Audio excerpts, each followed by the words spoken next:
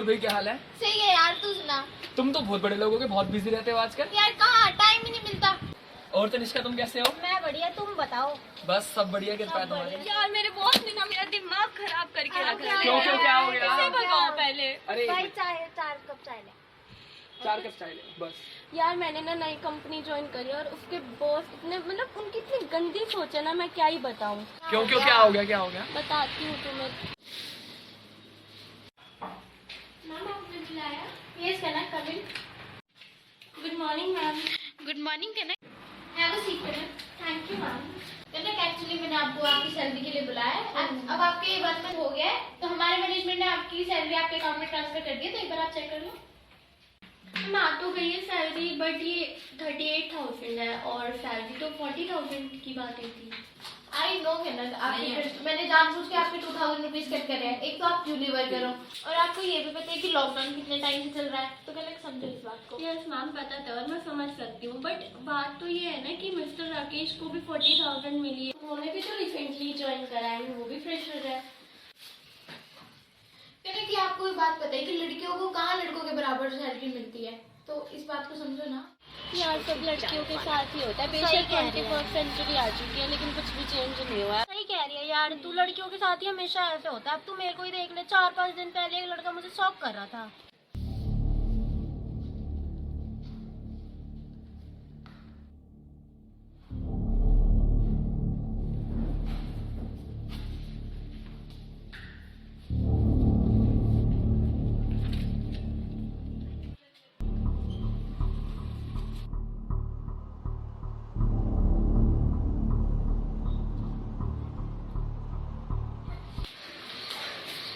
Mummy हाँ, सुना बंद कर, आराम से बता क्या हो गया। मम्मी एक लड़का मेरा पीछा कर रहा है, पता नहीं कौन है। लड़का कौन? हाँ, वो अभी भी नीचे ही खड़ा है मम्मी, पता नहीं। हाँ, मुझे कौन लड़का?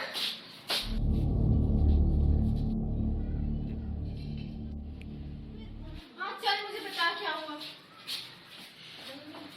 मम्मी पता नहीं वो कौन है लड़का, 3-4 दिन से रोज मेरा पीछा कर रहा है, पता नहीं रोज मेरे को फॉलो करता है। और हम तो तेरी गलती होगी, तूने कुछ किया होगा। मैंने क्या करा है? मैं अब कल से घर से बाहर नहीं निकलेगी, और निकलेगी तो स्कार्फ पहन के निकलेगी। लेकिन इसमें मेरी क्या? गाइस, कोई बहस नहीं। मैंने कह दिया ना, सो कह दिया। आप मुझे और कोई बहस नहीं। लेकिन सुनो, एक लड़का मेरे को स्टॉक कर रहा है, उसके खिलाफ कंप्लेंट लिखवानी है। मैडम उसके ऊपर हम कंप्लेन नहीं लिखते। मगर क्यों? वो स्टॉकिंग तो कर रहा है, उसने कुछ किया तो नहीं। तो आप क्या चाहते हैं? जब वो कुछ करे मैं तब कंप्लेंट लिखवाऊं? मैडम आप यहाँ से जाइए, हम कंप्लेन नहीं लिखते। तुम तमन्ना का ही देख लो, ये मेरे को बता रही थी हफ्ते पहले कुछ हुआ था इसके साथ, मेरे को स्टॉकिंग से याद आया। अच्छा अरे क्या हुआ आपको, क्या हुआ? हाँ बैठिए बैठिए, मुझे बताइए। अरे मालिक मेरे घर में को पानी नहीं पीना। वो 2 लोग थे, मैंने उनकी शक्ल अच्छे से देखी। उन्होंने मुझे किडनैप किया दिल्ली में, और अब मेरे को नहीं पता मैं लखनऊ कैसे आ गई। सर मेरे को प्लीज मदद कीजिए, मेरे को नहीं पता ये क्या हो रहा है। अरे मैडम आप यहाँ भाग के आए, आप तो दिल्ली में किडनैप हुए ना, तो आपकी लखनऊ में कंप्लेन कैसे लिख सकता हूँ? आप दिल्ली में जाओ, दिल्ली में लिखवाओ कंप्लेन। यार सब लड़कियों के साथ ही होता है। बेशक 21st सेंचुरी आ चुकी है लेकिन कुछ भी चेंज नहीं हुआ। सही कह रही है यार, तू लड़कियों पे इतने वो होते हैं। ओ हेलो, लड़कों के साथ पार्शलिटी कम नहीं होती। अब मेरा किस्सा ही देख लो। लास्ट टाइम मैं स्कूल में गया। Good morning ma'am. Good morning ma'am, I am Sahil. तो मुझे आपके स्कूल में टीचिंग के लिए अप्लाई करना था। ये मेरा रिज्यूम और मेरे सारे documents. Okay, then tell me something about you. Ma'am, I'm Sahil. I have done a graduation BSc Non-Medical, MSc Mathematics, and I am pursuing B.Ed from MD of Related College. Okay, so you are MSc qualified. Yes, ma'am. Why have you opted for teaching? Ma'am it's my need interest, मतलब बचपन से मुझे शौक था कि teaching field में जाना है, क्योंकि एक टाइप से कि हम फ्रेंडली एनवायरनमेंट में रहते हैं, बच्चों से डील करते हैं, तो बहुत पॉजिटिव वाइब्स वहाँ पे आती है, बहुत अच्छी फीलिंग आती है। और ये मेरा ड्रीम और ये मेरा passion. Any experience there? Yes, ma'am. I have experience of more than 5 years at my own coaching center, Smart Tutorial Sector 8. Okay, good. So Sahil, get to the reception area. We'll tell you. Okay, thank you so much, ma'am. Welcome. Next. Good morning, ma'am. Good morning. Ma'am मैं teaching के लिए apply करना चाहती हूँ, ये मेरा resume है।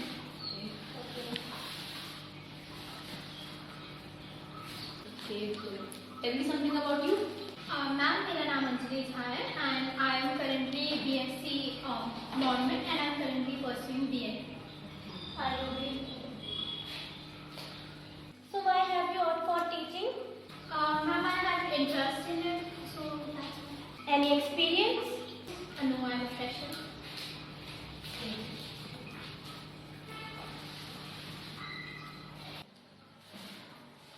Okay, wait at the reception, we'll tell you. Okay, ma'am. Thank you so much. क्या लगता है whom we should select? Obviously, Anjali. But क्यों? साहिल तो एमएससी क्वालिफाइड है और उसे 5-6 साल का एक्सपीरियंस भी है. हाँ, but फिर भी. लेकिन अंजलि तो अभी फ्रेशर है और ना ही उसे कोई एक्सपीरियंस है ना ही कुछ. But मैम, टीचिंग लाइन में लड़कियों को ज्यादा प्रेफर किया जाता है. तो अंजलि को भी तो मौका मिलना चाहिए ना. चलो ठीक है, फिर हम उन दोनों को बुला के बता देते हैं कि हमने फिर किसको सिलेक्ट करा है. So we have made our decision. Anjali, you are selected and you can come from tomorrow. Okay, ma'am. Thank you so much. Congratulations. Thank you. But ma'am, why? Ma'am, may I know why I'm not selected yet? साहिल, जैसा कि तुम तो जानते ही हो ना कि teaching career में हर बारी ऑलमोस्ट गर्ल्स ही टीच करती हैं. But ma'am, this is not fair. ये तो partiality हुई ना. कैसी बात? सब तय. इतना सब तो हुआ आप लोगों के साथ, पर इसका समाधान क्या हुआ ये तो बताइए. समाधान तो निकल गया. कैसे? Legal rights है ना solution हमारे पास. Ma'am, this is not the valid reason. और बात 2003 की तो है ही, बात इक्वालिटी की है. सॉरी मैम, बहुत डिस्टर्ब हुई इस बात से कि आप फीमेल होकर नहीं समझ पा रही है. Excuse me ma'am, I guess you don't know. Let me tell you.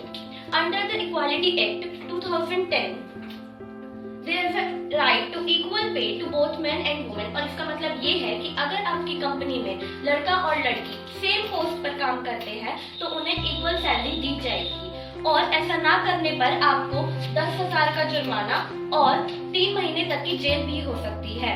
So I request you to pay let's total 2,000 rupees in my bank account right now. और अगली बार से ऐसा ना हो प्लीज याद रखें. आप यहाँ से जाइए, हम कंप्लेन लिखते हैं. सर, शायद आप जानते नहीं हैं कि according to section 354D stalking is a crime, और अगर आपने मेरी कंप्लेंट नहीं फाइल की तो आपको 1 लाख का जुर्माना और एक साल की जेल हो सकती है. अरे सॉरी मैम, आप बैठिए, मैं कंप्लेन लिखता हूँ. सर, आप ऐसे कैसे बोल सकते हो? आप पुलिस वाले हो, और शायद आप पुलिस वाले तो बन के, लेकिन आपको लॉज के बारे में नहीं पता. और अगर आपको लॉ के बारे में पता होता तो आपको जीरो फेयर लॉ के बारे में नहीं पता होता. इस लॉ के तहत अगर किसी विक्टिम के साथ कोई क्राइम हुआ है तो इररिस्पेक्टिव ऑफ द एरिया वो किसी भी पुलिस स्टेशन में जाके एफआईआर दर्ज करवा सकते हैं. और ये पुलिस वालों की ड्यूटी है कि वे उस एफआईआर को उस स्टेट में ट्रांसफर करें जहां पे क्राइम हुआ है. तो या तो आप मेरे एफआईआर लिखिए या फिर अपने सस्पेंशन लेटर का वेट कीजिए. अरे मैडम, मैं आपकी एफआईआर लिख देता हूँ. According to Article 16 of Indian Constitution, we have equal right of opportunity in public sector also, in employment, irrespective of gender and caste and all.